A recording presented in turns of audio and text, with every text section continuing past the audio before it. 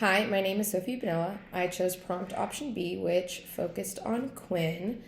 The rule that Quinn has generated was if I don't solve every client issue perfectly, I'm not a good behavior analyst.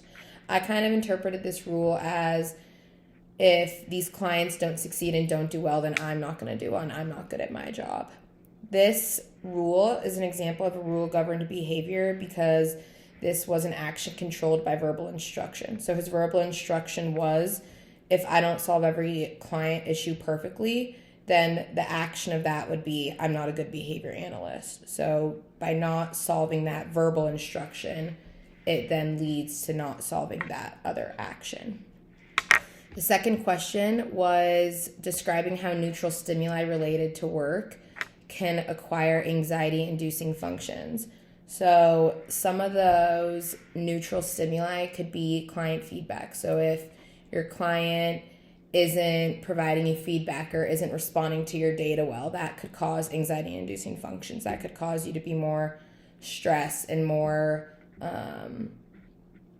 struggling with your main rule. Also, data collection. If your data collection isn't increasing or is showing a decreasing trend, that could also cause more stress and could be an anxiety-inducing function.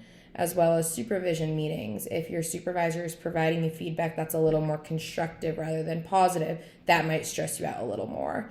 I think these neutral stimuli really can cause anxiety-inducing functions if they don't go how you need them to go.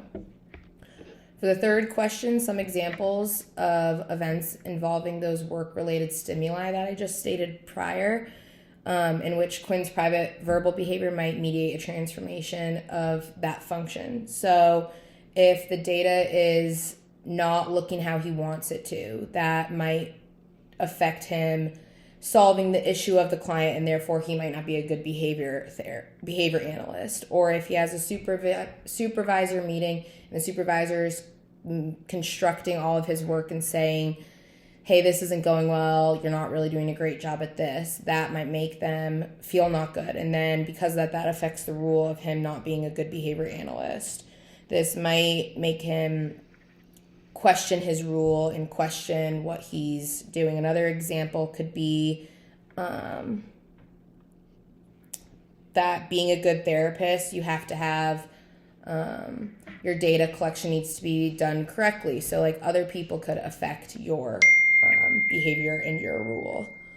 The last part of that question 3 was what maintains Quinn's behavior of responding according to this rule. And I think what maintains Quinn's behavior is the good data collection, having good feedback, knowing that what he's doing is working. So for this rule, knowing that the client is doing really well and knowing that they're going in the right direction, he's then going to feel successful at being a good behavior analyst.